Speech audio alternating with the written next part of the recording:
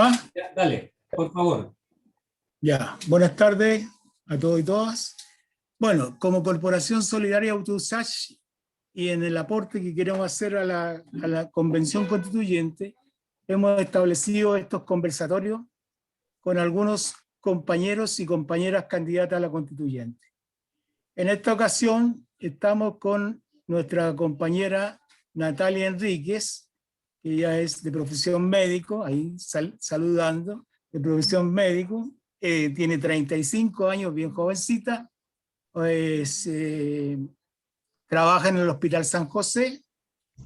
Ha sido en un periodo del 2017 al 2020, fue presidenta del Colegio Médico del Regional Santiago, de la región de Santiago. Y también ha sido presidenta de la Asociación de Médicos Residentes. ¿Ah? Ella postula candidata en el distrito número 9, que comprende las comunas de Recoleta, Cerro Navia, Conchalí, Independencia, Lo Prado, no sé si se me queda alguna por ahí en el tintero, porque son varias. ¿Ah? Y va como candidata independiente en la lista del pueblo. Así que, bienvenida, Natalia. ¿Puedes activar tu micrófono después, el micrófono de Natalia? Sí, lo puede activar directamente, así que... Ya, lo puedes activar tú directamente, Natalia. No puedes. Dice Pruebe, que no. pruebe. Ahora sí. Ahora Ya. sí, me tenían bloqueados, chiquillos. Ya. Compañero Eric Campos. Se me perdió el compañero. No, estoy acá. Buenas tardes. Ahí está. Bueno, el otro compañero que queremos presentar hoy día es el compañero Eric Campos. Él es de profesión profesor de Historia y Ciencias Sociales. ¿Ah? Tiene un magíster en Comunicación y también en la Universidad de Santiago. ¿Ah? O sea, los dos candidatos tienen algo de nuestra parte. Él es un dirigente social, por muchos años ha sido dirigente social en el metro y hoy día, hace poco, ha sido reelecto, o electo, mejor dicho, presidente de la Federación de Sindicatos del Metro. Además, es vicepresidente de la CUT. Él también es candidato por el distrito número 9 en la lista Apruebo Dignidad. Bueno, en primer lugar, yo quiero decir que las preguntas solamente se harán por el chat a los compañeros que están integrándose a este conversatorio y haremos rondas de preguntas que pueden ser para los dos y también para cada uno, porque aquí tenemos dos temas bien sensibles. Por un lado la salud, por otro lado el trabajo. Si los compañeros la pregunta la quieren que la respondan ambos candidatos, por favor digan ambos candidatos. Si la quieren hacer a uno, diríjanse a quién se la van a hacer. En primera instancia, yo quisiera darle 5 minutos a cada uno de los compañeros para que expresen su expectativa, el por qué están en este camino de candidatos, qué esperan de esta convención constituyente, para que se explayen, digamos, en sus motivaciones, su experiencia y para dónde caminamos. Como es natural, le vamos a dar la primera palabra a la compañera Natalia Enríquez. Así que, Natalia, tienes 5 minutos para exponer. Tu micrófono, ahí. Súper. Bueno, primero que todo, muchas gracias, Fernando, y muchas gracias a todos los y las estudiantes de la ex UT USACH,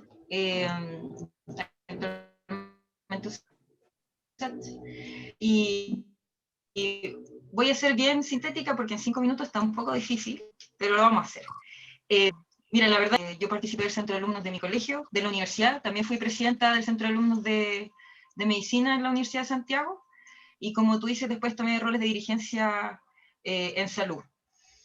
Pero desde que estudio, en salud es muy, muy latente la inequidad. Es extremadamente explícita. Y es muy notorio cuando uno empieza a mirar desde una mirada crítica qué es lo que está sucediendo con la salud de las personas, que los determinantes sociales, que son los elementos más estructurales de una sociedad, como son justamente el espacio que habita, su vivienda, el acceso a agua potable, el acceso a una alimentación adecuada, y posteriormente también tener acceso a todo lo que son acciones de promoción y prevención de salud, determinan que las personas no enfermen y vivan bien. Porque lamentablemente cuando uno mira la discusión en salud, suele ser una discusión de la atención de la persona enferma, pero muy poco de cómo prevenimos que la persona se enferme y más bien cómo hacemos que las personas sean saludables. Ese ámbito de la conversación suele quedar fuera. Y la motivación de ser constituyente nace justamente de la vinculación que yo tengo con los otros sindicatos y federaciones de la salud durante mi periodo de presidenta en el Colegio Médico de Santiago, en que empezamos a tener mucho trabajo en conjunto, sobre todo en el área norte, y nosotros ya llevábamos por lo menos un par de años movilizados fuertemente por la situación en que se encontraba nuestro sistema de salud. Porque antes del estallido social, de hecho, nosotros estábamos haciendo movilizaciones por la salud, porque se habían dado situaciones tan complejas como apagones en pabellones. De hecho, salió en las noticias, no sé si ustedes se acuerdan de una persona que se apagó la luz en pleno pabellón, en plena cirugía cerebral. Y eso es porque nuestros hospitales, la mayoría se construyeron a principios de los 1900, y después de ahí la infraestructura hospitalaria de atención primaria, todo quedó abandonado, como tantos derechos sociales, la educación también quedó abandonada. Entonces nosotros veníamos con este proceso de movilización, sabíamos que era necesario cambiar qué es lo que estaba pasando con el país, pero yo creo que había una sensación un tanto de que nada iba a suceder. Yo reconozco que cuando el día de la votación del apruebo fue muy significativo, y eso que yo no lograba dimensionar cómo podría sentirse para personas que vivieron efectivamente la dictadura, porque yo nací en el año 85, la verdad que lo que yo viví estando en dictadura tengo escasos recuerdos, yo no tengo esa vivencia, no podría decir que la tengo. Y eso también probablemente determina que mis expectativas sean altas en esta constituyente. Yo tengo altas expectativas. Creo que en la situación de país y de mundo que estamos viviendo es necesario tener otra forma de vincularnos, otra forma de entender la sociedad.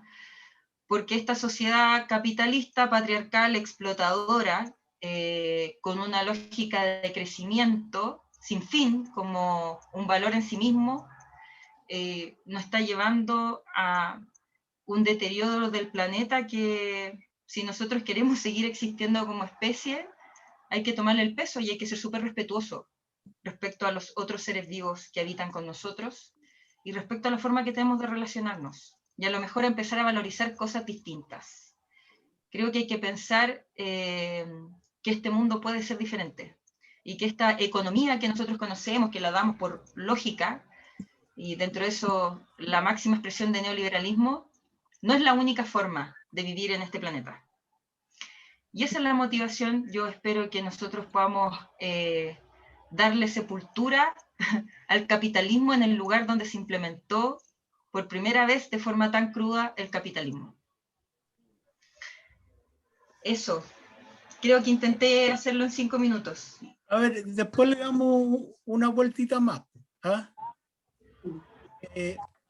Compañero Eric Campos, tiene la palabra.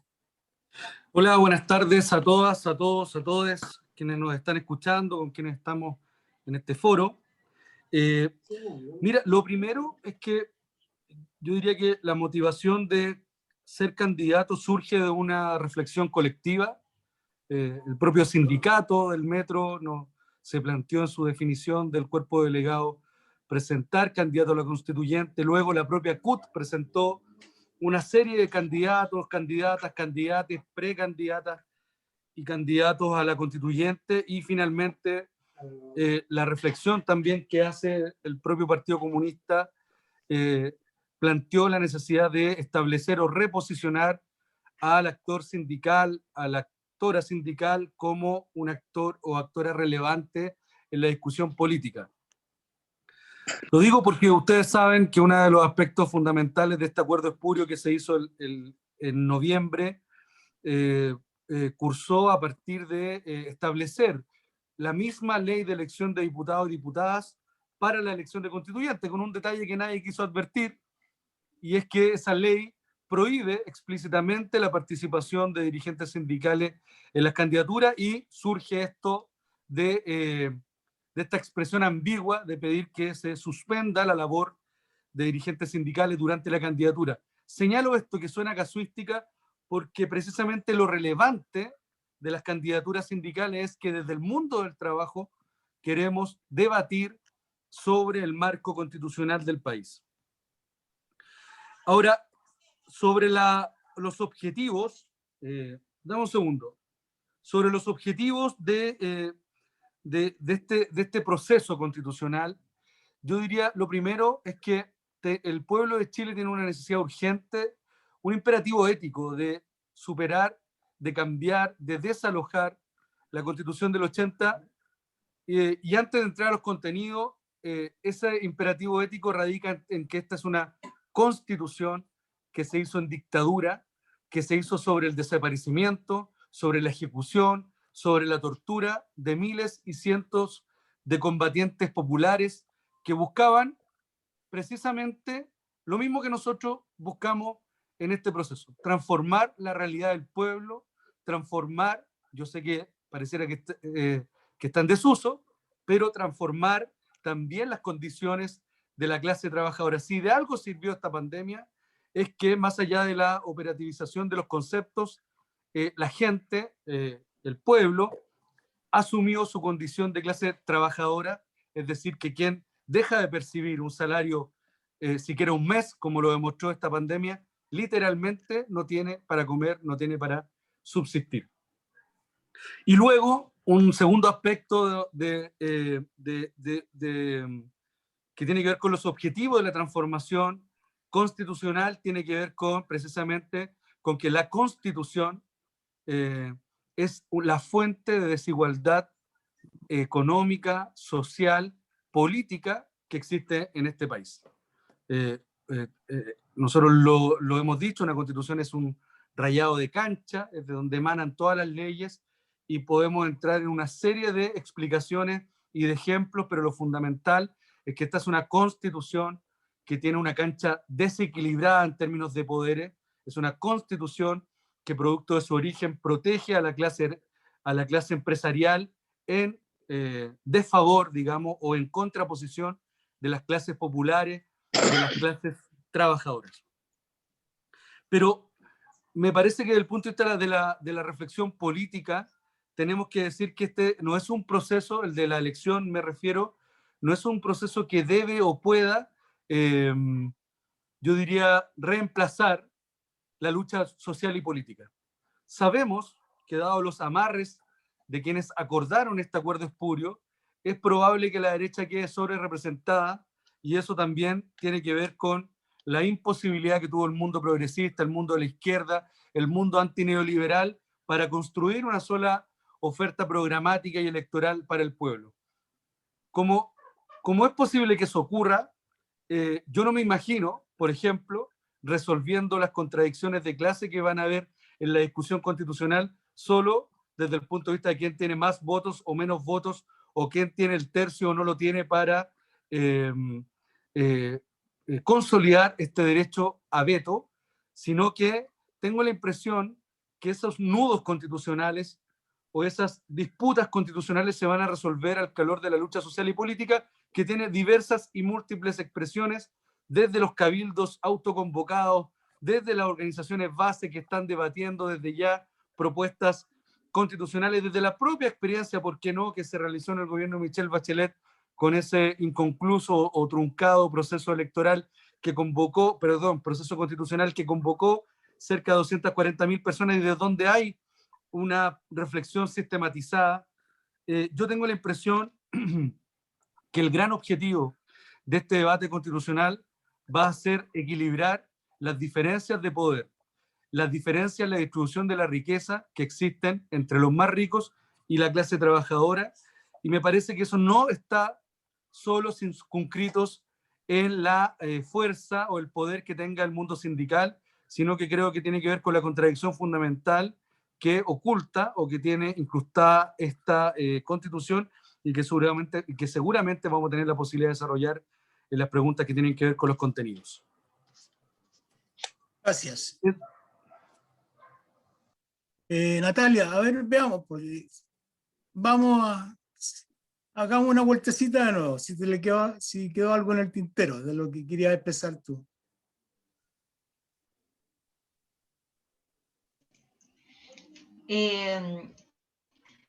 Mira, la verdad que yo te diría que hay mucho que conversar, pero tal vez lo que les podría complementar es que cuando pensamos la candidatura, también había que entregar contenido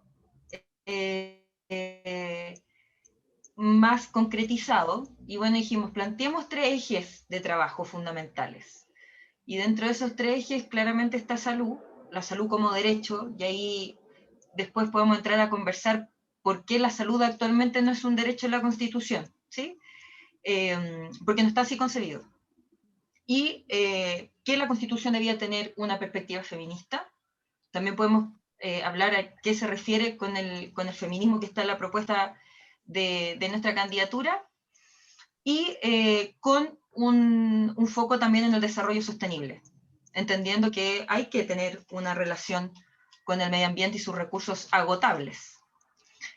Pero todo esto dentro de un marco de una democracia mucho más directa y participativa, que es un gran problema que hay en Chile, que hay una sobredemocracia representativa, extremadamente representativa. Y eso también lo podemos entrar a conversar, qué implica una democracia directa. Eso, pero creo que hay que abrir las preguntas. Creo que siempre el diálogo es lo más hermoso. Ya. Mira, yo voy a hacer la primera pregunta, que la hago siempre. Que digo yo en el escenario que ustedes sean elegidos constituyentes, que esperamos que los dos, como ambos dirigentes sindicales, tienen una buena representación, puedan quedar. Lo primero que van a discutir es el reglamento. ¿Qué va a ser lo más interesante del reglamento para darle partida a la convención? La participación ciudadana, los quórum, la transparencia, el poder revocatorio. Yo les dejo esta pregunta para que partamos mientras vamos viendo las preguntas que están llegando. No sé quién quiere responder. ¿Natalia? ¿O Eric? ¿Parto? No, vamos pimponeando, que parta Eric. Ya. Sí. Ya. Sí, eso es un micromachismo, eso que siempre tiene que hablar la mujer primero. Oye, mira, lo primero, una cuestión simbólica, quizá muy semiótica, pero yo creo que lo primero es que hay que doblarle la definición simbólica que, en mi opinión, hizo el gobierno cuando define un palacio para discutir la nueva Constitución. Creo que ahí, desde el punto de vista simbólico, lo que hay es una intentona de elitizar el debate constitucional, de sacarlo del debate ciudadano o popular y tratar de hacerlo más aristocrático, ¿no? De situarlo en la elite. Yo haría una propuesta simbólica de inmediato y de entrada, y es que definamos que el Palacio Pereira deje de llamarse así y sea la Casa del Pueblo, por una razón muy simple, porque no fue la elite la que permitió este momento constitucional. La elite sale a responder de manera, yo diría, casi corriendo a frenar las posibilidades que el pueblo estaba empujando a partir del paro que se generó a mediados de noviembre del 2020. Y en términos más institucionales, yo creo que primero el reglamento tiene que debatir de qué manera se va a vincular, ya sea de manera consultiva o resolutiva, con el pueblo para incorporar las distintas miradas, opiniones que tienen las organizaciones y también, por supuesto, la comunidad autoconvocada en estos cabildos que se convocaron al calor de la revuelta popular. Y lo segundo es que yo creo de que desde el punto de vista, tú lo señalabas muy bien, de la transparencia, si se puede usar un concepto, la convención constitucional tiene que ser una verdadera casa de vidrio. Es decir, tiene que estar transmitiendo las 24 horas del debate para que todo el mundo se entere cuáles son las posiciones reales y no esta suerte como de política del doble sentido que hay hoy día en el Parlamento, donde las autoridades señalan un discurso en la narrativa pública y otro discurso en la narrativa particular del Parlamento, donde finalmente se definen las cuestiones legislativas. Por lo tanto, yo creo que es fundamental e importante que la gente conozca directamente el debate y las narrativas que cursan en ese debate, pero me parece que lo fundamental es discutir de qué manera se va a vincular la discusión de base con las conclusiones finales de esta Constitución. Gracias, Eric. Natalia.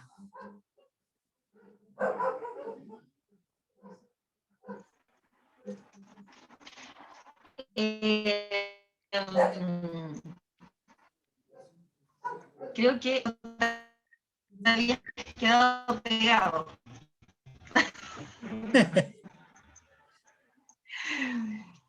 Porque está medio pegado, parece, no sé si mi internet o la de Eric. No, te estamos escuchando. Pero démosle. ¿Qué es lo que me importaría a mí que tuviera el reglamento principal? O sea, ¿qué es lo que te interesa a ti? Súper. ¿Qué es lo que Genial. defines para partir, digamos, con la convención? Porque se dice, los reglamentos en algunos países han durado 6 meses. Para partir. Te quedaste pegada. Uy, es mi internet. Sí, es mi internet. ¿Se escucha mejor? ¿Se ve mejor? Sí, ¿Ahora? está bien. Sí, está bien. Dale. Super. Sí, mira, creo que el reglamento tiene que buscar asegurar que el proceso no vuelva a caer en una excesiva representación de las personas en estos 155 constituyentes. Porque lamentablemente, como lo expresó Eric, nosotros estamos metiendo un proceso que es único en una estructura que está dada para el funcionamiento de una Cámara de Diputados. Y efectivamente todos los que salgan constituyentes podemos caer en la misma lógica de decir, bueno, las personas a mí me escogieron, así que yo tengo la voluntad de las personas en mi poder. Y por tanto llegar, ir, opinar y hacer lo que yo crea que es mejor. Y definir todo desde perspectivas personales. Así que creo que lo que tiene que asegurar el reglamento es cómo van a funcionar los constituyentes respecto al distrito que los seleccionó. Porque nosotros tenemos que asegurar que no solo nos vean funcionando, sino que tiene que haber una forma de diálogo permanente entre el constituyente y el territorio. Porque es la única forma de asegurar que efectivamente nosotros conozcamos cuáles son las opiniones de la persona a medida que va avanzando la discusión. Eso yo creo que tiene que definir el reglamento, una forma de funcionamiento de los constituyentes, porque no creo que todos tengan la misma vocación democrática, y hay ciertas cosas que hay que empujar un poco. Ahora sí, lo mínimo es que las personas tengan conocimiento de qué es lo que se trata en el espacio formal, porque convencamos que muchas de las cosas que se terminan acordando no se dan en los espacios formales que se transmiten. Y yo creo que todos los que hemos trabajado en algún espacio organizacional, dirigencial, sabemos que muchas cosas suceden cuando las cámaras se apagan y empiezan las conversas por el lado, porque esas son prácticas políticas habituales en Chile, donde hay un jefe de gabinete, donde está la persona al maletín, que finalmente termina haciendo las conversas paralelas a los espacios públicos. Así que yo lo que diría es que el reglamento tiene que asegurar eso, la vinculación permanente del constituyente con sus representados y, ¿por qué no?, la capacidad de que sus representados, si consideran que el constituyente no lo está representando, hagan un veto o le soliciten que sea reemplazado. Creo que eso podría ser una forma de democracia bien única y la podemos dar. Nosotros podemos generar un espacio de tomar definición, incluso a lo mejor distintas de los 2/3. Eso es lo formal. Pero ¿por qué no intentar que la toma de decisiones sea diferente? Y que cuando tengamos disenso y disenso importante, eso se lleve a plebiscito. No hay por qué llevar simplemente el texto ya zanjado, acordado, que no sabemos qué es lo que va a suceder en ese acuerdo, como muchos acuerdos que se toman en Chile, al plebiscito, a un único plebiscito final. ¿Por qué no llevar los disensos importantes a plebiscito? Y que sean las personas las que digan, bueno, ¿cómo vamos redactando ciertas cosas? Ya. A ver, vamos a ir viendo algunas preguntas que van pasando muy... Para Natalia. Dice la compañera Natacha, parece que era, ¿no? ¿Cómo cambiaría la verdad que son más del tema salud? ¿Cómo plantearía el cambio de cotización obligatoria que van principalmente las clínicas privadas, diferenciando al sistema de salud público? Ella hace una cifra y que no la alcancé a ver, pero se refiere, digamos, precisamente a lo que reciben las clínicas versus lo que recibe la salud pública. Disculpa, Fernando, la ¿Ah? hice yo. Disculpa que la pregunta la hice yo. ¿Te la puedo complementar un poquito? Mira. Sí, pero bien simple para Apolo. La AFP han recolectado con el porcentaje 200.000 millones de dólares. Extrapolando, el sistema de salud, que va principalmente a las clínicas, ha recolectado 140.000 millones de dólares. Y esas tremendas cantidades van fundamentalmente a las clínicas privadas. Entonces la pregunta es, ¿cómo plantearías tú un cambio a ese sistema de cotización para fortalecer nuestro sistema de salud privado? ¿El sistema de salud público? El sistema de salud público. Sí, es que ahí hay que diferenciar algunas cosas. La ISAPRES y FONASA son el seguro de salud, pero otra cosa son los prestadores de salud, que son las clínicas y los hospitales, ¿sí? En algún minuto se centró la discusión en el seguro, y por tanto se hablaba de un seguro único de salud, como que ahí estuviera la clave de solucionar todo el problema. El punto es que un seguro tiene por función recolectar el dinero y definir cómo se realizan ciertos pagos, ¿sí? Pero en sí la estructura del pago a los prestadores de salud no necesariamente recae sobre el seguro, sino que recae sobre las definiciones políticas que lo da el ministerio en su función de rectoría, ¿sí? Entonces yo puedo tener un seguro único y aún así seguir existiendo la inequidad, porque si se establece un mecanismo distinto a cómo se pagan los hospitales, a cómo se pagan las clínicas, yo voy a seguir teniendo un traspaso de dinero de un seguro único hacia las entidades privadas, si es que yo no fortalezco la atención pública. Entonces hay que tener harto cuidado cuando uno piensa que cambiar el seguro de salud es la solución a la inequidad, porque eso no es así. ¿Qué es lo que pasa? Que FONASA en este minuto y el sistema de salud, como la salud no es un derecho, no le puede fijar aranceles a lo privado.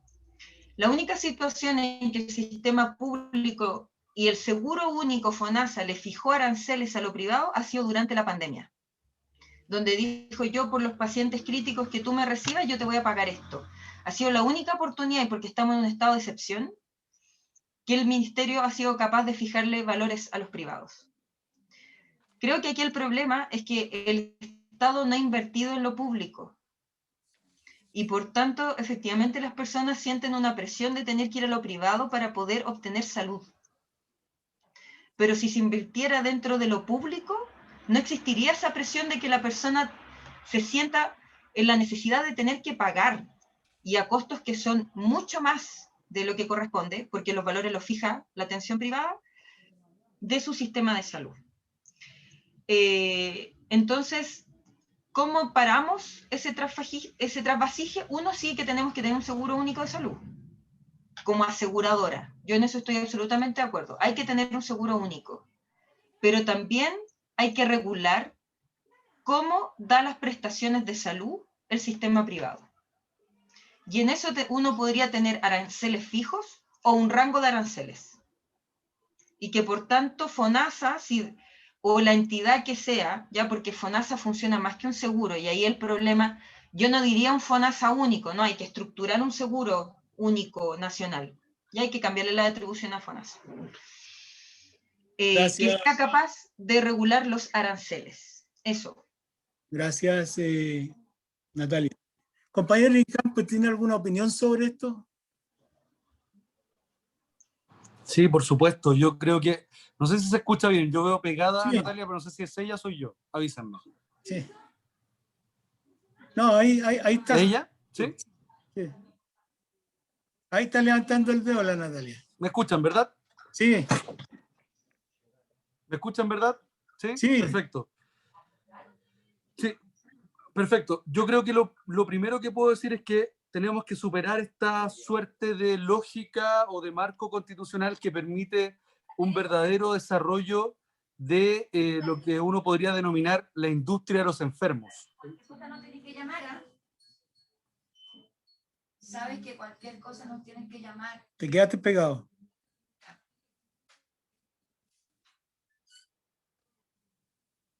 Eric, te quedaste pegado, te fuiste.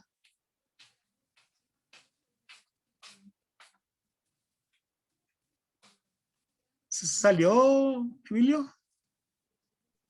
No, no se ha salido, pero perdió señal. Perdió señal.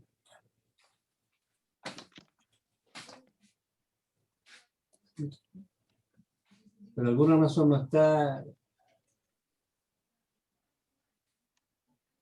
Él está, pero no está. La verdad. Sí, el problema de señal. Sí, Y se ve sindicato metro, claro. pero... Ahora no está. Va a tratar de conectarse de nuevo, seguro. Salió y que conectará de nuevo.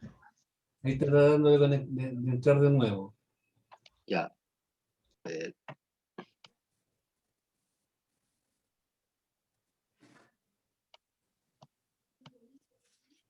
Bueno, mientras, compañero, a los compañeros, por favor, las preguntas más concretas, no muy largas, porque la verdad que... Ahí estamos. Ya. digamos, Ahí sí entró. Volví. Les pido disculpas, tengo problemas con mi internet, pero ya creo que lo solucioné. Ahora Ya, me escuchan vamos. bien, ¿no? Sí, Muy bien, dale. Sí, mira, sobre las preguntas relacionadas con la salud pública, yo diría, lo primero que señalé es que tenemos que superar el marco normativo que permite que en Chile haya una verdadera industria de los enfermos por sobre una salud de tipo preventiva, como señalaba Natalia. Yo creo que como la Constitución es un marco jurídico y normativo, vamos a estar obligados a discutir de dos cuestiones fundamentales, en mi opinión, cuando tratemos el tema de la salud pública. Lo primero es que la salud efectivamente sea reconocida como un derecho. Hoy día, ¿cuál es la trampa de la derecha? Decir que ellos van a luchar para garantizar el derecho a elegir, a seguir eligiendo, y finalmente la redacción que hay en la Constitución es que el Estado garantiza el acceso a la salud, ya sea con prestador público o privado. ¿Y la trampa cuál es, en definitiva? ¿No? Que si alguien tiene la posibilidad de elegir, esta tiene que ver solo y únicamente con la posibilidad o con el dinero que tiene en sus bolsillos. Y cuando alguien paga, cuando una persona tiene que pagar para ejercer o para tener un servicio de salud decente, eso no es un derecho, es un privilegio. Y esta es una Constitución que está llena de privilegios. Y es muy simple, porque mientras la Constitución tiene dos parrafitos con esta descripción que acabo de hacer del derecho a la salud, tiene dos páginas que aseguran los límites del gran capital, porque definen en dos páginas la propiedad privada. Y cuando estemos debatiendo en la Constitución, esperemos con Natalia, el derecho a la salud, las ISAPRES, que no les quepa duda, que además hacen esta integración vertical, como bien decía Natalia, es decir, no es un problema del seguro, sino que también los prestadores, que son los mismos dueños. Si no, veamos el caso paradigmático de la Cámara Chilena de la Construcción, que es casi un aparato paraestatal en el ámbito de lo social, con caja de compensación, con ISAPRE, con clínicas, con FP. Nosotros tenemos que ir al debate respecto de la sobreregulación de la propiedad privada, de donde se van a tomar estos grandes empresarios, estos grandes capitales, para que los constituyentes del mundo popular no podamos redactar un derecho a la salud universal a partir de un sistema único, también universal, que permita asegurar por sobre todo una atención oportuna y preventiva.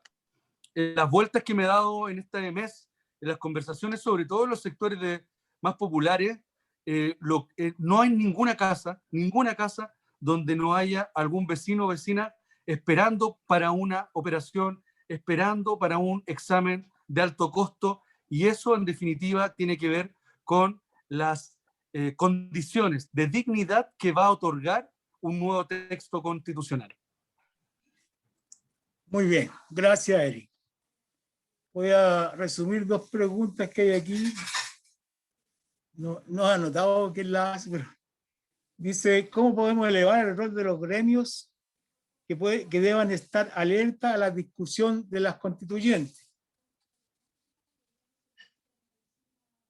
Con la pregunta de otro compañero que dice que va más o menos anexa, que para ambos también dice, ¿cómo ven la lucha social en la calle como presión al trabajo de la constituyente? ¿Más o menos me entendieron? No sé quién. Sí, es que van por líneas semejantes, pero no iguales. Ya, pero Porque uno es, la movilización social no tiene una estructura.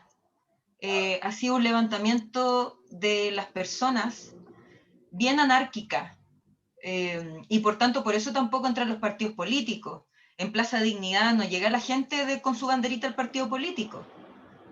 Y tampoco llegan, hay algunas organizaciones sindicales, mucho más las sindicales que las colegiadas, porque se separaron. En algún minuto los colegios profesionales eran corporaciones de derecho público.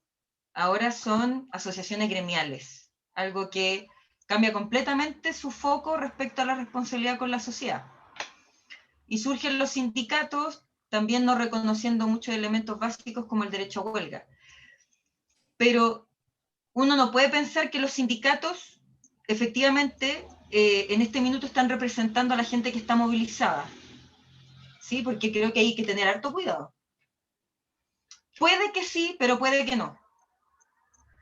¿Por qué? Porque lamentablemente en todas las estructuras organizacionales políticas de este país ha penetrado la misma lógica que ha penetrado los partidos políticos. Y eso yo lo puedo decir, por lo menos desde mi perspectiva, que en el colegio médico hay prácticas que son equivocadas y que vienen desde la cultura partidista que imperaba en Chile y que ha penetrado en todos los sindicatos y en los colegios profesionales, donde también hay una lógica de una democracia representativa, donde yo me arrogo la palabra de las personas, donde yo hago acuerdos para poder sostener el poder al beneficio personal. Todas esas lógicas están instauradas y son las lógicas que justamente las personas que están movilizadas rechazan. Porque no la rechazan, no es un rechazo solo al partido político por ser partido, es por las lógicas de funcionamiento que hay detrás de ese partido, en que son bolsas de trabajo para personas, donde no importa la capacidad de quien está en el partido, sino que simplemente hay que instalar a este compañero en algún lugar, entonces le vamos a dar pega. Y eso, a lo mejor que puede sonar muy brutal, porque siempre las generalizaciones pasan a llevar a gente que efectivamente tiene un compromiso social y que está metida en estas estructuras, porque no son todos iguales, pero hay una percepción muy negativa de la población que se está movilizando. Entonces, ¿qué es lo que tienen que hacer las personas que se han movilizado? Seguir movilizadas. Porque si se van para la casa, el proceso constituyente pierde, porque el proceso constituyente no se acaba con la Constitución. Después hay que hacer todas las modificaciones de los códigos, las leyes, los decretos, las normativas, etc. Así que el proceso constituyente no se acaba ahí con la Constitución. ¿Y qué es lo que hacen los sindicatos? Yo diría que de partida los sindicatos tienen que automirarse. ¿Qué tan democráticos son? Igual que los colegios profesionales. ¿Qué tan democráticos son? Y ir haciendo su propio proceso reflexivo y de reconstrucción. Gracias, Natalia. Compañero Eric.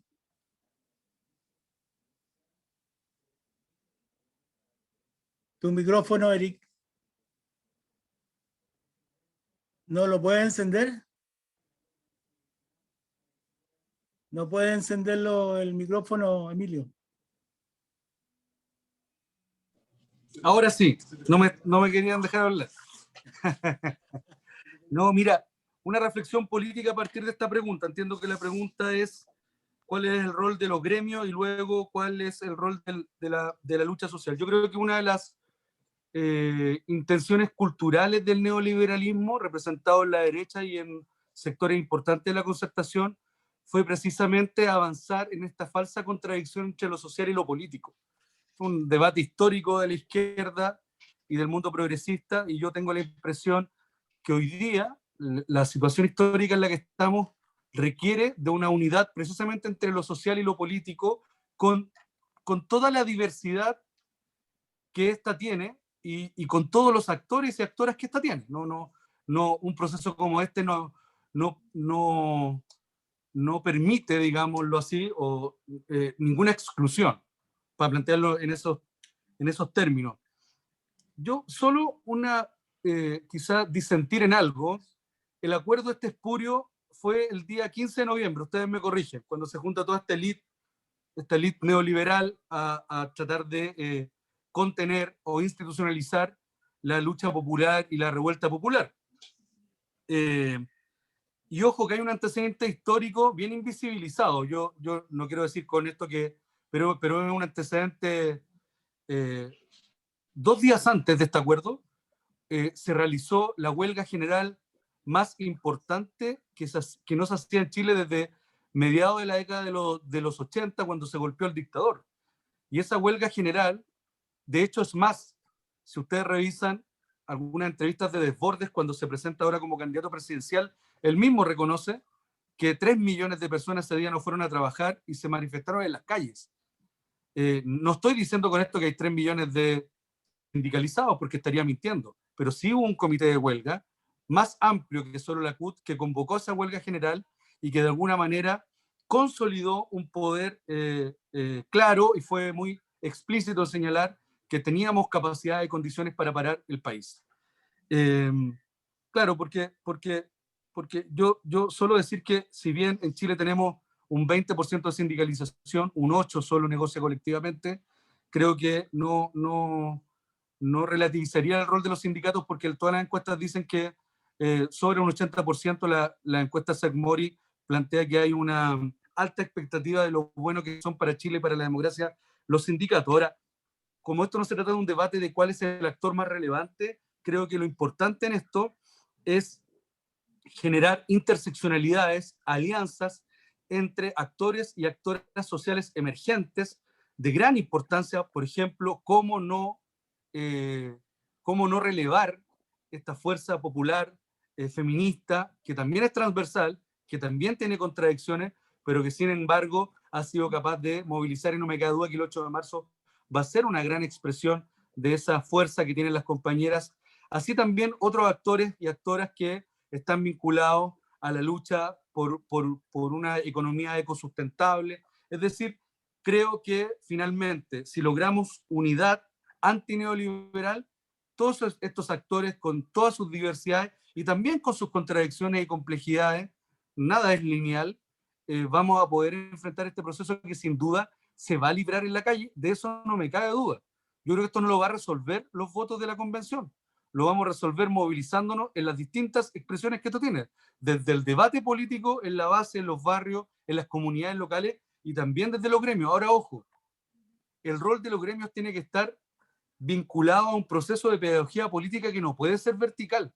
Yo tengo la impresión que también los actores y las actoras a veces pecan de ir a develar verdades al pueblo, y la verdad es que tenemos que ir a escuchar al pueblo, ir a coincidir con el pueblo e ir a movilizarnos con el pueblo, porque somos pueblo, porque no somos otra cosa. Eso. Gracias. A ver, bueno, esta pregunta es para el compañero Eric, pero también, digamos, después le podemos... Dice la pregunta que el movimiento sindical requiere ser unitario. ¿Cuál es la condición actual de la heredad tras la dictadura? Multiplicidad. Por la multiplicidad de sindicatos. Entonces, la pregunta es que esto perjudica la negociación colectiva, la multiplicidad de sindicatos. ¿Se entendió? Sí, mira, sí, absolutamente. Mira, yo creo que, bueno, esto da para un seminario, pero dos cosas para vincularlos, por supuesto, al tema constitucional, ¿no? Primero, bien lo decía Natalia, luego que cambiemos el marco constitucional tenemos que ir a cambiar las leyes orgánicas y también, por supuesto, los códigos. Y un código importante que vamos a tener que cambiar es el código laboral, que no se olviden, es producto del plan laboral. No sé si ustedes han leído, me imagino que sí, el libro de José Piñera, tiene una página por si lo quieren revisar, josepiñera.com. Él escribió un libro sobre el plan laboral, se llama La Revolución Laboral, si no me equivoco, y el plan laboral, y él dice ahí, él señala con toda claridad que el plan laboral se iba a llamar plan sindical, que por un tema de marketing político no lo hizo. ¿Por qué cuento esta casuística? Porque finalmente devela el objetivo estratégico de debilitar al actor sindical como un componente importante del sujeto popular. Creo yo que los problemas del sindicalismo no solo tienen que ver con el propio sindicalismo, sino que también con los cambios productivos que ha enfrentado Chile, ¿no? Sería ¿para qué voy a ahondar? Pero son evidentes los cambios que ha tenido la base productiva en Chile y por lo tanto también la composición de la clase trabajadora, una clase trabajadora que migra básicamente a los servicios. Y allí, yo les quiero dar un dato, en Chile existen 11.000 sindicatos, solo 6.000 están vinculados a una institución superior como una federación, confederación o una central, y eso habla de la soledad en la que conviven muchos sindicatos, porque el plan laboral y el código laboral posibilita un marco jurídico de fragmentación sindical. Ahora bien, y aquí seguramente voy a hacer la advertencia para no caer en la caricatura chavista, es en todas las constituciones democráticas normales están garantizados 3 derechos en la Constitución, no solo en la ley. El derecho a sindicalizarse, el derecho a la negociación colectiva ramal o por área de producción y finalmente el derecho a huelga, que es lo que permite que los trabajadores tengamos un poder que equilibre la simetría en la relación con el capital. Eso es la trilogía de la libertad sindical, reconocido por la OIT, y al menos que alguien crea que la OIT está pauteada por Maduro, les quiero contar además que estos son derechos que tiene Italia, Francia, Alemania, Japón, hace más de 50 años, porque están reconocidos en todos los tratados internacionales, y yo creo que Chile se debe poner al día en materia de derechos laborales por una sencilla razón, porque está demostrado que la política pública más certera a la hora de distribuir ingresos es la negociación colectiva. La negociación colectiva permite reducir la brecha de apropiación de la fuerza de trabajo que tiene la clase empresarial en Chile. Gracias. Natalia, ¿quieres agregar tu matiz a esto?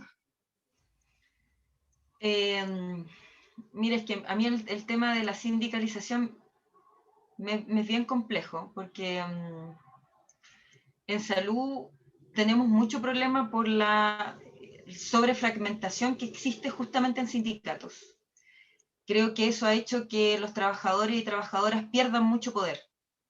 En salud, fácil yo le podría nombrar en mi hospital que hay unas 9 organizaciones, porque está la FEDEPRUS, la CONFEDEPRUS, la FENATS, la FUS, la FUSAM, que es de la atención primaria, y aparte están los colegios profesionales, porque están los colegios profesionales, el colegio médico, que yo fui parte, está el colegio dentista, está el colegio de tecnólogo, está el colegio fonoaudiólogo, entonces tenemos los sindicatos, tenemos los colegios profesionales, aparte, bueno, otro que es la asociación médica, que también es un poco lo que le pasa al colegio de profesores, está el colegio de profesores, pero también hay asociaciones gremiales de forma paralela que se organizan mucho más localmente. Entonces, hay una fragmentación de la organización de los y las trabajadoras, que eso es lo único que les sirve al poder. Y que lamentablemente, como los sindicatos y las asociaciones funcionarios, no las asociaciones gremiales, porque aparte existen las asociaciones gremiales, que son los colegios profesionales ahora, y están las asociaciones de funcionarios. Las asociaciones de funcionarios, los sindicatos, etcétera, tienen fuero. Y lamentablemente se ha dado también el hecho de que personas, para poder conseguir el fuero y lamentablemente no trabajar, terminan quebrando asociaciones de funcionarios para formar otras, para poder meter más dirigentes. Entonces yo creo que la pregunta es cómo los y las trabajadoras realmente nos organizamos bajo una estructura que sea lo más democrática posible, que sea efectivamente en beneficio de quienes los eligen y que tenga una capacidad de negociación que contrarreste un poco el poder del otro que se encuentra enfrente.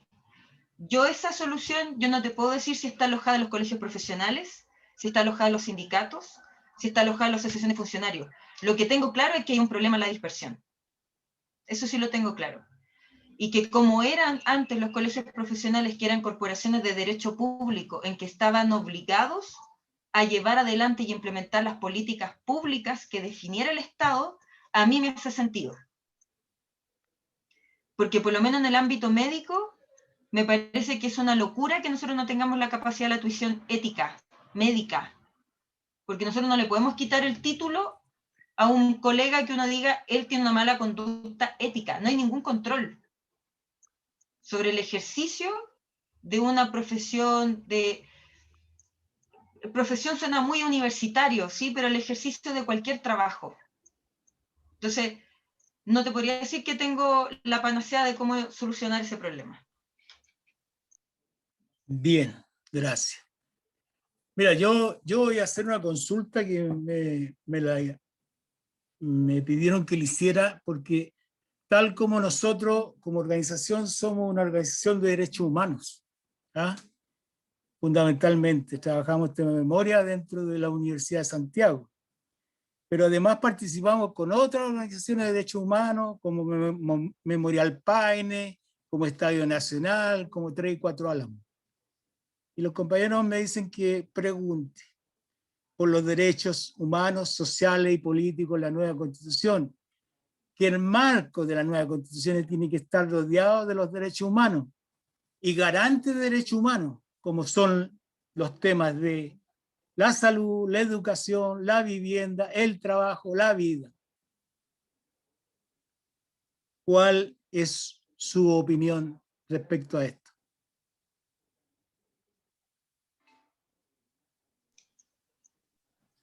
Eric. Sí, como quieran.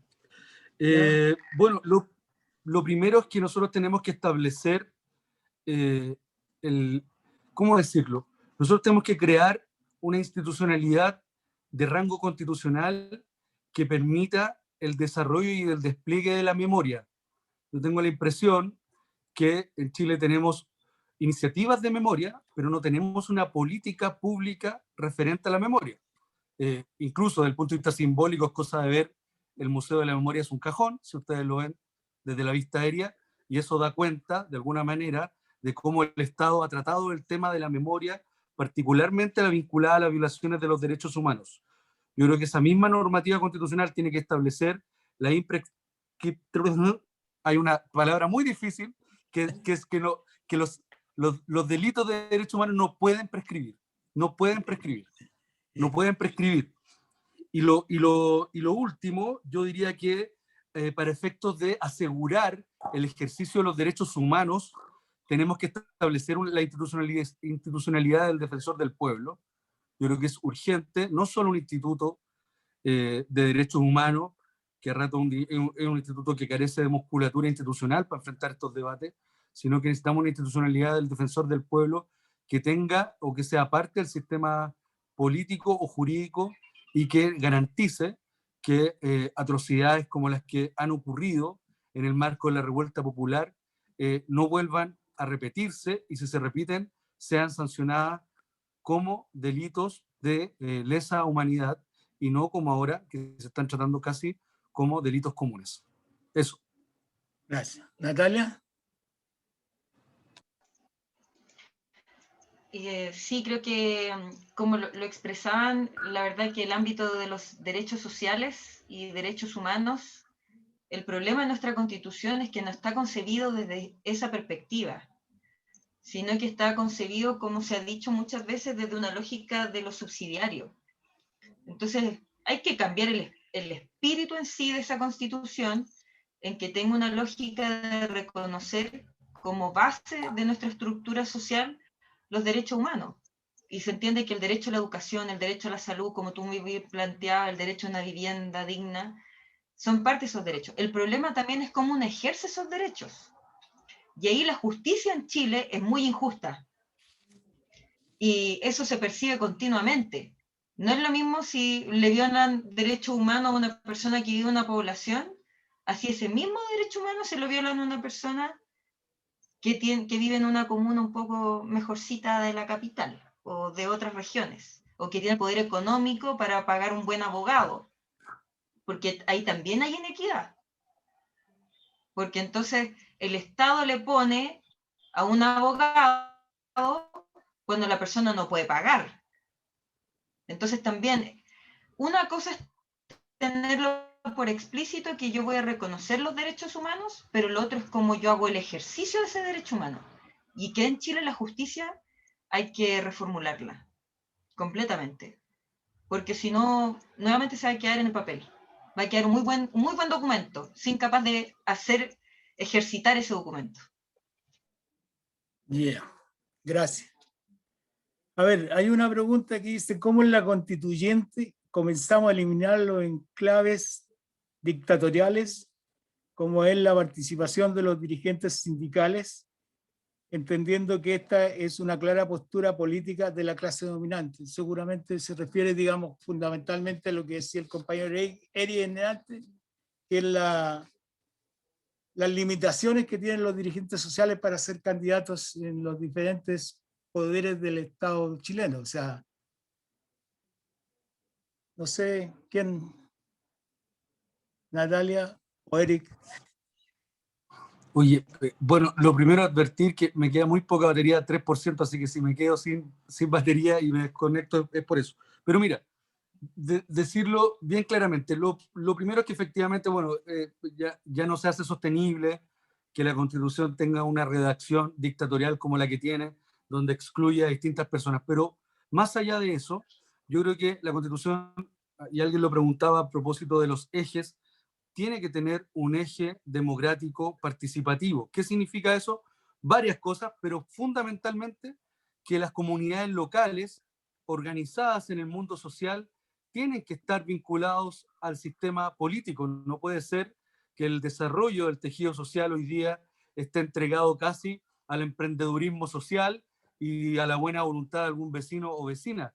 Tiene que haber un entramado institucional que permita y promueva la participación local, porque entonces allí empieza a cobrar sentido la democracia y, por supuesto, no puede ser un entramado social que tenga por objeto solo la consulta de los ciudadanos o del pueblo, sino que también tiene que ser un entramado institucional que promueva y sostenga el poder vinculante que deben tener las trabajadoras, los trabajadores y la ciudadanía en general.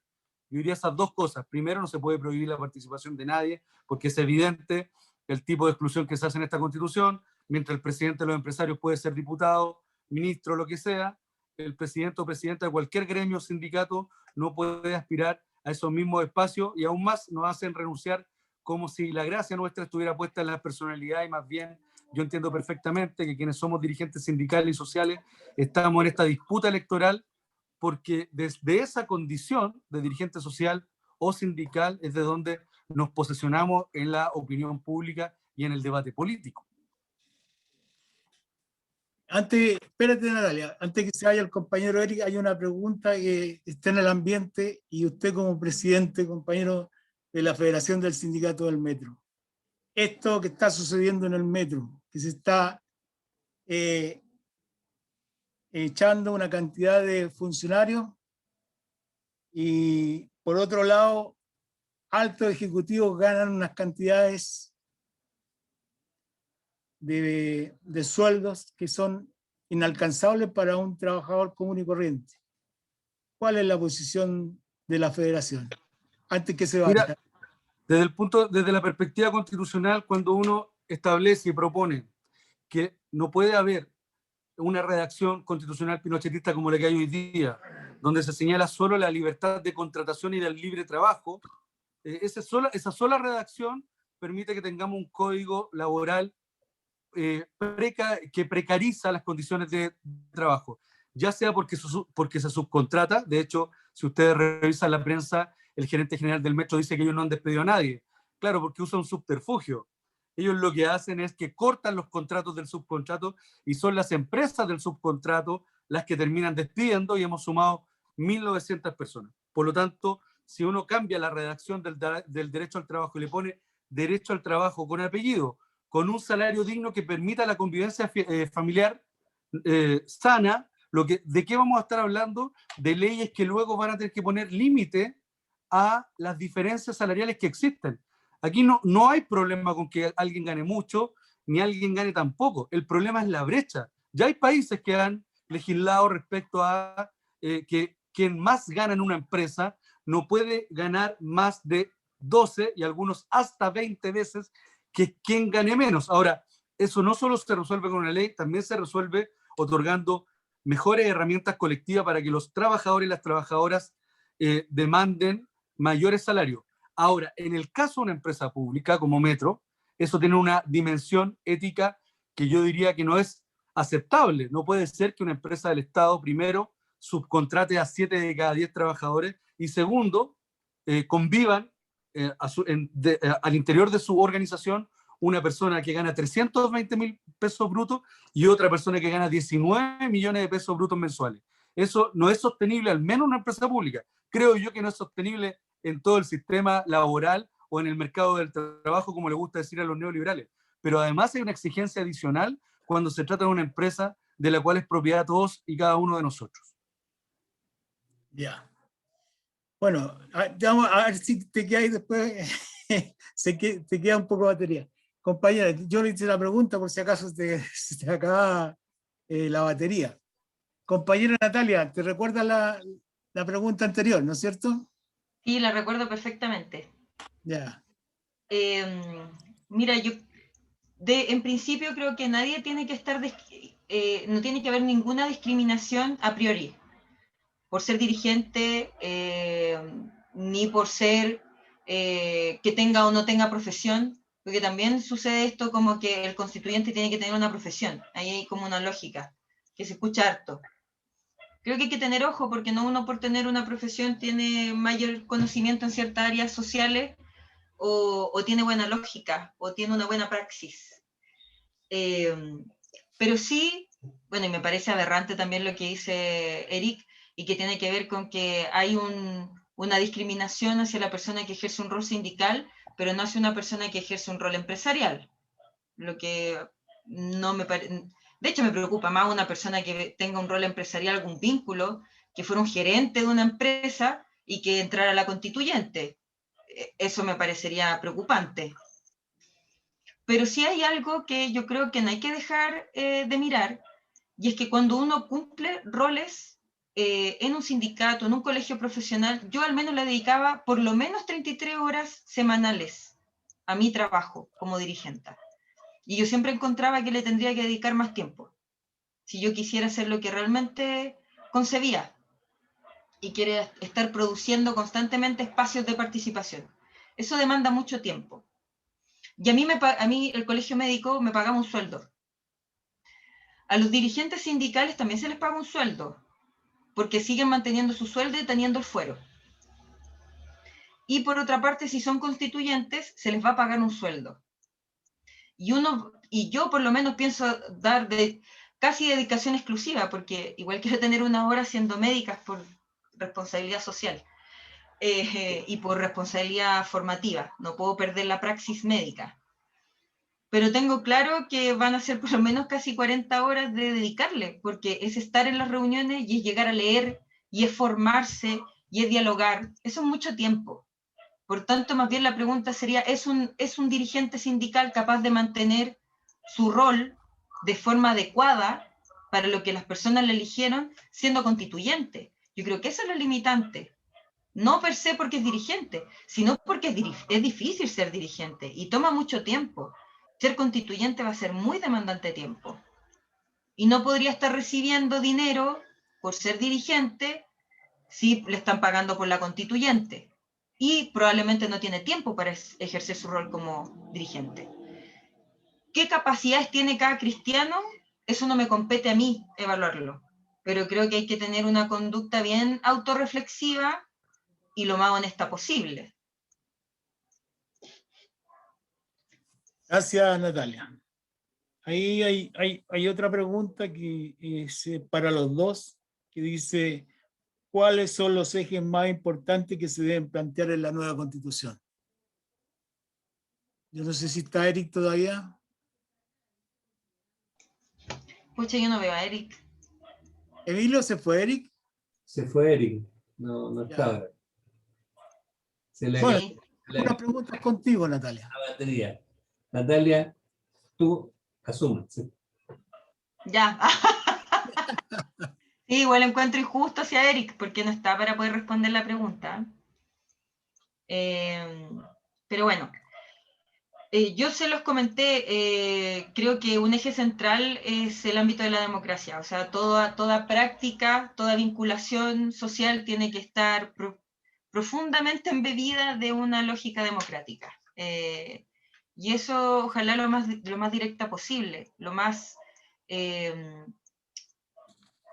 ¿cómo decirlo? El poder tiene que volver hacia el pueblo, ¿sí? Porque en este minuto hay una concentración de poder en el ámbito partidista, empresarial y de comunicaciones, que es donde está alojado el poder en Chile.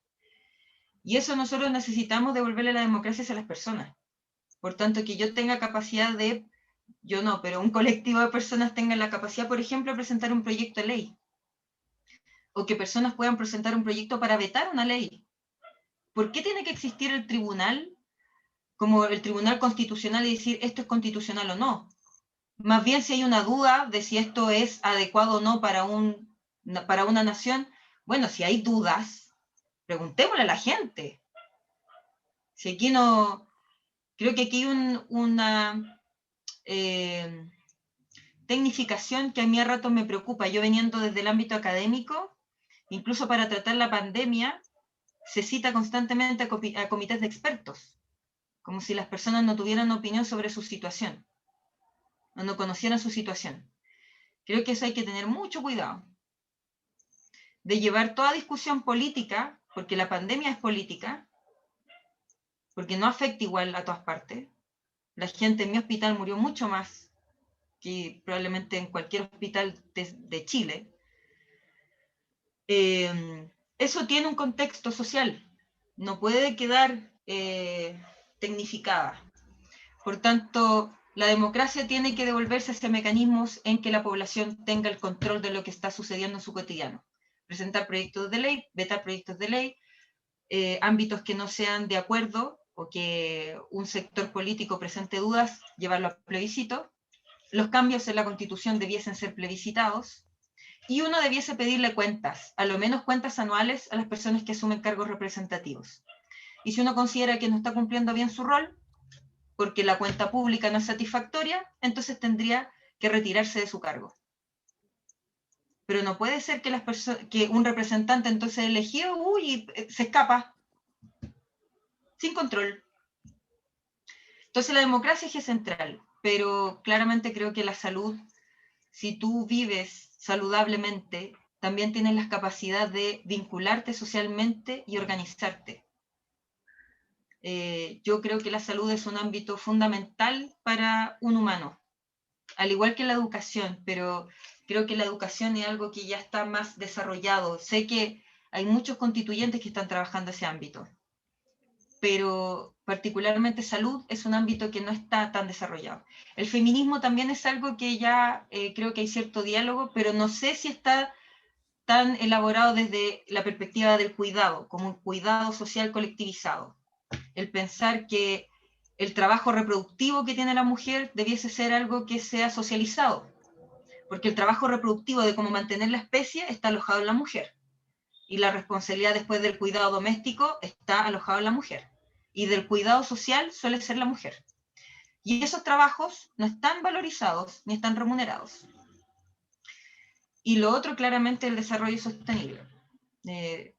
Tiene que tener una lógica ecológica, porque es el lugar donde habitamos. Si no hay lugar para habitar, ahí se acabó la sociedad nomás. Ya. Eso. La última pregunta voy a volver a hacerla yo. Nosotros hemos visto en esta pandemia, digamos, ha sido asumida por la atención primaria de salud, también por toda la salud pública. Por tanto, aquí se ha dilucidado, digamos, el rol que tiene la salud pública, que en esta pandemia no miró al que no tenía y al que tenía, y a todos lo trataron igual. Por lo tanto, yo creo que nos queda una gran lección de que la salud pública hay que robustecerla. Porque en la medida que la salud pública, los hospitales públicos estaban atendiendo a los conciudadanos que tenían el COVID-19, y cuando la salud pública no lo pudo hacer, mandó a la clínica privada, pero la clínica privada cobra 3 veces más las camas de lo que cuesta en el sistema público. Entonces, nosotros, los ciudadanos, en particular nosotros, inclusive nosotros como grupo, pensamos que la salud pública debe ser fortalecida ahora, dado esto, porque no es el ministerio, no es Piñera, no, ellos han hecho su negocio con las vacunas, pero los que han puesto, digamos, en el terreno la sobrevivencia de la gente han sido la salud. ¿Cómo crees tú que ustedes tienen que asumir de aquí para adelante el fortalecimiento de la salud pública y cómo podemos hacer una salud igualitaria para todos? Para que terminemos Bueno, yo dentro de todo me alegro que antes del proceso constituyente ya salud estuviese siendo un tema social. Para muchos pensamos que eso nunca iba a quedar relevado dentro de la discusión social, y ya estaba siendo un tema. Ahora, insisto que hay que tener la mirada de la salud como salud en todas las políticas, ¿sí? Que las personas no tengan áreas verdes para poder hacer deporte, o que sepan que no pueden salir a hacer ejercicios tarde en la noche porque probablemente los van a asaltar, es un problema de salud. Que no hayan ciclovías para que la gente pueda tener transporte activo es un problema de salud. Que las personas no tengan la capacidad de pago de un alimento saludable es un problema de salud. Porque el elige vivir sano, esta es la lógica capitalista neoliberal de la elección, de yo puedo pagar. La verdad es que la mayoría de la gente no tiene elección. Ni siquiera tiene elección para poder definir qué comer. Porque los ancianos jubilados, cuando les llegan pasaditos 70 lucas, habitualmente comen con la sopa de los años dorados del consultorio. Y esa la hacen rendir. Y esa es la realidad. Entonces, ¿qué es lo que necesitamos? Es abrir la perspectiva de salud, para que ojalá todos entendamos que lo ideal es que todos vivamos muy bien y sanos. Sanos. Porque las clínicas se enriquecen con la enfermedad, no con la salud. El negocio de las clínicas es que la gente esté enferma. Y lo que quiere la salud pública, y sobre todo la atención primaria, como le decía Fernando, es que la gente esté sana. Pero la atención primaria no va a las lucas. Cuando uno tiene un per cápita de 7.000 pesos, aproximadamente, para darle salud a una persona durante un mes, 7.000 pesos por persona, por mes, es que no se hace nada. Y a pesar de que es muy poco, se hace mucho. Y eso es porque quedó la lógica sanitaria desde los años 50 con el Sistema Nacional de Salud.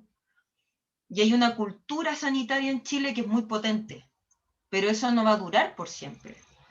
Por tanto, hay que inyectarle recursos a la salud pública, pero también a nosotros como profesionales nos tienen que formar hacia la promoción y la prevención, y la educación y el conocimiento en salud tiene que ser colectivizado, porque yo espero que la gente salga con conocimiento de salud del colegio.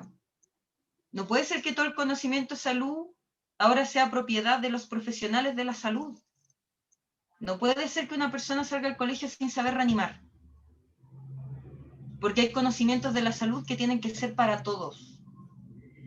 Entonces, uno, la salud tiene que ser parte de la educación.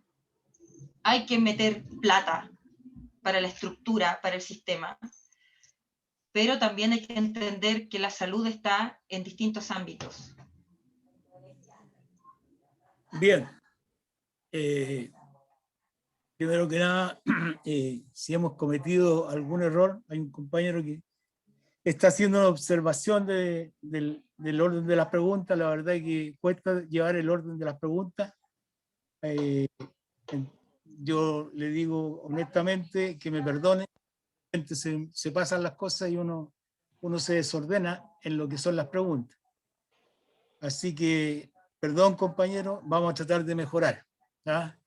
Eso es lo primero. Segundo, agradecer a los panelistas.